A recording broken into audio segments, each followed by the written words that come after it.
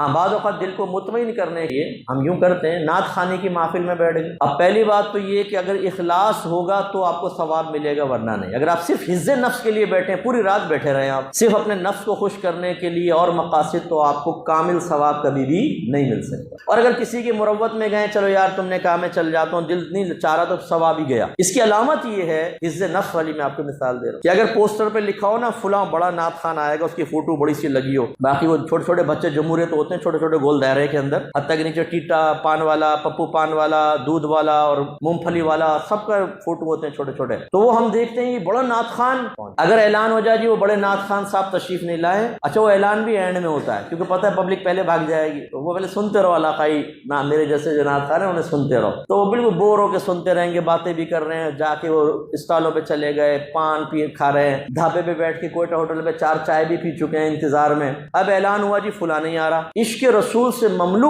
یہ لوگ، سر سے پاؤں تک نہر عشق میں غوطہ زن ہونے والے، غلام رسول میں موت بھی قبول کہنے والے، ذکر رسول کو روحانی ترقی کا باعث کہنے والے پنڈال سے بھاگ جائے۔ وہ نہیں آ رہا، اب چھوڑو یہ 2-4 نعت خوانوں کون سنے، غائب۔ کس لیے گئے تھے تم؟ ڈرامہ کرنے کے لیے گئے تھے؟ کیا فائدہ تمہارا وہاں جانے کا؟ تم تو ایک آدمی کے لیے گئے تھے، ایک انسان کے لیے گئے تھے، اس کی آواز سے حفظ نفس حاصل کرنے کے لیے گئے تھے، نبی کی محبت میں تو نہیں گئے تھے، رسول کی محبت میں تو نہیں گئے تھے۔ اگر وہ نعت خوان نہیں ہے، دوسرے تو پڑھ رہے ہیں نعت، ذکر رسول تو ہو رہا ہے، لیکن آپ وہاں بیٹھنے کے لیے تیار نہیں ہیں، آپ کا موڈ آف ہو گیا ہے، آپ کے دل سے بالکل نعت کی محبت فوراً ختم ہو گئی، آپ اٹھ کے چل پڑے۔ احتساب نہیں کر پاتے، نہ ہمیں عاشق کا پتہ ہے، نہ محبت کرنے والے کا، نہ حقیقی غلامی کا شعور حاصل ہے، نفس کی اطاعت کرتے ہوئے سمجھتے ہیں کہ ہم بہت بڑے عاشق رسول ہیں۔ یہ حرکتیں ہیں۔ تو اب پوری رات اگر آپ نعت خوانی میں بیٹھ گئے اور یہ سوچا کہ جی میں نے بڑا نا دین کا جذبہ ہے، یہ نہیں، پوری رات آپ ایک درس قرآن میں بیٹھ کے بتائیں تو میں مانوں۔ تو پوری رات تو درس قرآن ویسے نہیں ہوتا، 10 منٹ 15 منٹ آدھا گھنٹہ پونا گھنٹہ ہوگا، بہت ہی کم لوگ ہوں گے جو اس میں بیٹھے۔ آپ دیکھیں اعلان کر کے دیکھیں، اور یہ اعلان کریں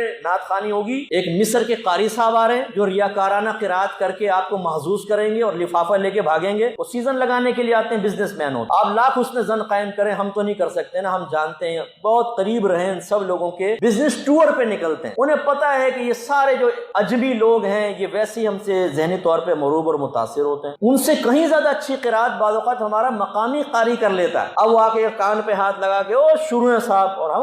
سبحان اللہ سبحان اللہ، واہ واہ واہ واہ واہ، ماشاء اللہ ماشاء اللہ، خوب نعرے لگا رہے ہیں، اور ایک آدھ بڑا نعت خوان ہو، پوری مسجد بھری ہوگی، اور وہی کمیٹی اعلان کرے کہ آج ایک فلاں عالم دین آئیں گے، درس قرآن یا درس حدیث ہوگا 2-3 صفحے۔ یہ ہمارا جذبہ ہے، یہ ہماری اللہ سے محبت ہے، رسول سے محبت، علم سے محبت۔ فرق ہے نہیں ہے ہمارا اور صحابہ کرام، سرکار بیان فرمائیں تو صحابہ غور سے سنیں، ہم سننے کے لیے تیار نہیں، وہ سمجھیں ہم سمجھنے کے لیے تیار نہیں، نہ ترجمہ نہ تفسیر، نہ کسی تفسیر کے درس میں بیٹھے۔ صحابہ کرام ذہن میں محفوظ رکھیں، اور ہم سے اگر مضامین قرآن کے بارے میں تھوڑے سے کوسچن کر لیں ہمارا ذہن خالی ہوتا، وہ اپنے اوپر قرآن کو نافذ کریں اور ہم بس سننے کے بعد بے پرواہ۔